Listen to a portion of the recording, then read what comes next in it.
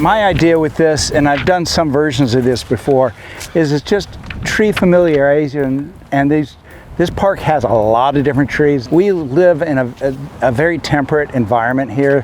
What Santa Maria has an area, has a plant environment that's good from about here up through like Avila Beach. Common tree identifications are, look at the shape of the tree itself. Is it a big umbrella? Is it a Christmas tree, so triangular? Is it a big round ball? Is it asymmetrical? Look at that tree, that's asymmetrical. Actually, two of them there. That's not wind sculpting, that's what it is a little bit, but that's what they like to do. So you can remember that. So later on when I tell you the name of that tree, maybe you'll remember it because it's always sort of wonky like that. The other thing you want to look at are leaf shapes. So palmate means it tends to have some divisions like this. Classically, people usually call that a maple leaf, but it happens on more than just maples. Some leaves are simpler. You know, you might look at the margins. Are they smooth? Are they serrated? These are just things to help clue you in on what you might remember. And the other thing to look at is bark.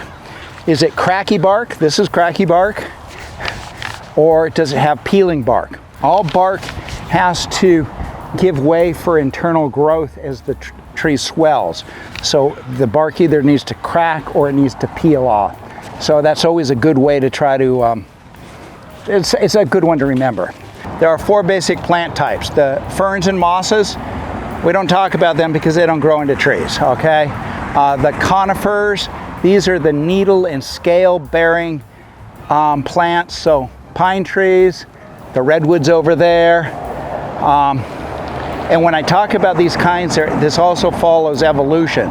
So the ferns are the oldest, then comes the conifers, and then it gave way to broadleafed trees. Most of what we're looking at are going to be called broadleaf, and the last group are grasses. Here's the next one on the happy list. This is the Canary Island pine. Very long needles, groups of 3. Pines come in different groups. Native to the Canary Islands. We're not planting a lot of these, but we have a lot in the right place. I'd plant them. This is a great tree to soften architecture, like tall architecture. This is a California live oak, okay? So this is the indigenous arboreal tree of the arboreal forest that was once in California from Baja to San Francisco Bay. Oakland was named Oakland because it was covered by these completely. This is called a live oak, which is a way of saying it doesn't lose its leaves. Only was not here originally in Santa Maria because this was a river wash that the Chumash lit on fire every year. So, and yeah, but on the hills all around, there were oak trees. So, loves this environment, okay? Actually pretty darn adaptable. You know, you can go to San Ynez or Atascadero and they grow fine too. So even with more heat and more cold. So because of that, I think this is a great tree for climate change because it's already shown it has quite a range. This is also an oak tree. It's called the blue oak, okay? Can you guys sort of see why? It's a blue oak. California native, found in inland valleys. So grows in Atascadero especially. It is a cross between the inland white oak, the big oaks of the Central Valley, and its neighbor here, the California live oak. Like pine cork? Yeah, so cork. All cork in the world comes from this species of tree. This is the older bark. It's cracky bark, but guys take this big, square, flat blade that's sharpened on the edge on a short, wooden handle, and they peel this from the inner bark, so they don't damage the inner bark, or that would kill the tree.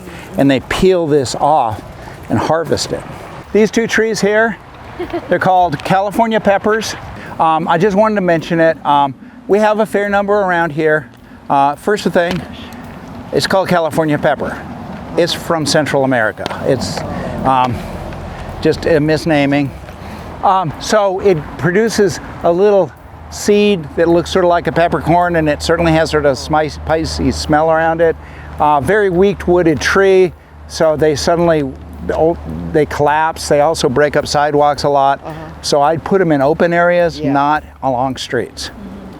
We got 2 magnolias here. We got a bunch of oak trees again too. Look at all these oak trees. California live oaks. Beautiful. There's a California pepper. So magnolias. Okay. Not really. Okay, I know it's on the good list. We don't really plant these much anymore. Okay. This is number 2 on the naughty list for breaking up sidewalks. 15 to 20 feet away. So here's the problem. Swamp tree. What did I say earlier about soils? A swamp tree is going to have its roots higher because the soils are saturated. And so that's why they break things. So this is a shallow root tree? It's a shallow root tree, yeah. Change in Santa Maria is climate change has made the marine layer pull back, okay? So I'm trying to say the fog. Yeah. It's not here as often or as low and thick.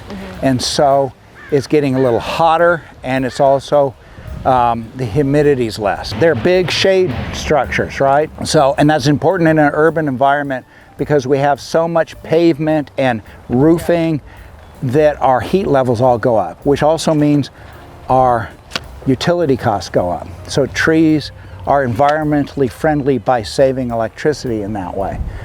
They will sometimes even save on heating costs just because there's sort of insulation around the building. They slow wind down that can suck your heat away. Certainly in Santa Maria, trees are a way of mitigating wind. Also particulates like the dust coming off the ag fields. They just collect it. And then the rain washes it down, but then it's not in the air.